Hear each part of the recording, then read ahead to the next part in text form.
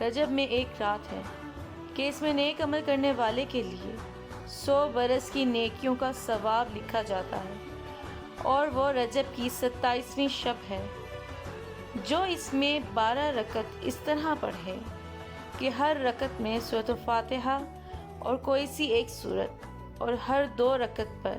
اتحیات پڑھے اور 12 پوری ہونے پر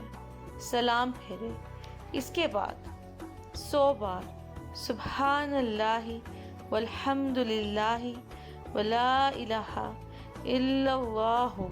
واللہ اکبر پڑھے، 100 بار استغفار، 100 بار درود شریف